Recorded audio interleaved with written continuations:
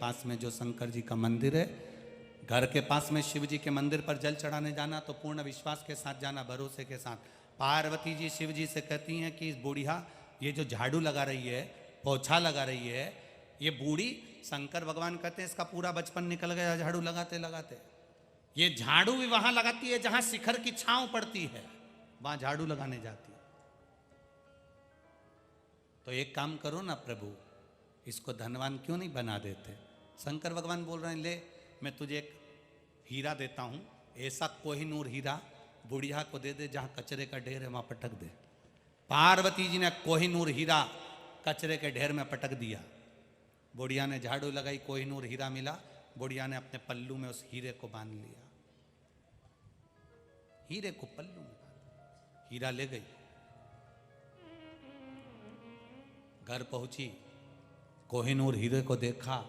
वो हीरा जिसको प्राप्त कर लिया उसने उसकी 7 पीढ़ी बिना काम करे भोजन कर सकती है। इतना कीमती हीरा उस बुढ़िया को पार्वती जी ने दे दिया।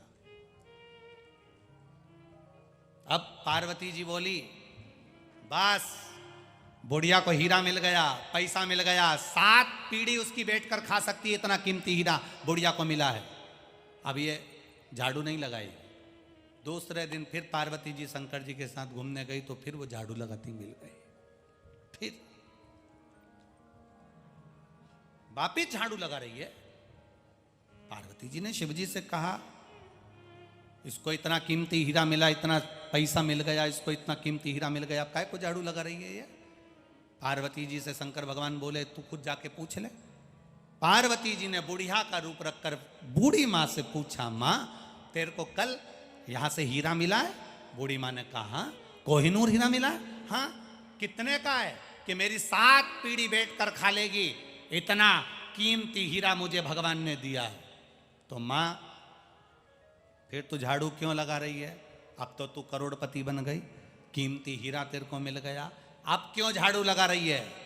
बूढ़ी माँ कहती है, अब तो और मेरी 7 पीढ़ी झाड़ू लगाना बंद नहीं करेगी, क्योंकि इसी के दरवाजे से तो मिला है, इसी की चौखट से तो मिला है।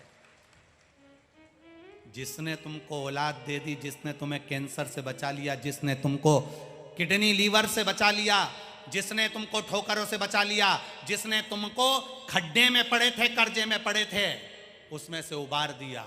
यहाँ जितने लोग कथा सुनने बैठे हैं, इतने लोगों को मेरे भोलेनाथ ने कुछ ना कुछ जरूर दिया है, मेरा विश्वास कहता।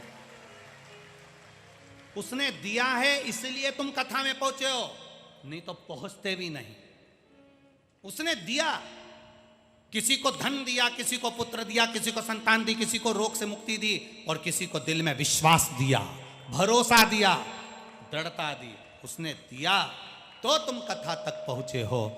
तो वो देता है तो ये विचार करना कि हमें उसका दरवाजा नहीं छोड़ना। आज ज़्यादा मिल गया, मालूम पड़े तुमने भजन छोड़ दिया, श्री शिवाय नमस्तुभ्यम छोड़ दिया, भगवान के मंदिर में जाना छोड़ दिया ना। जिसके दरवाजे से मिला है उसका द्वार मत छोड़ो, बन सके उसके द्वार जाते रहो, जाओ उसकी चौखट पर।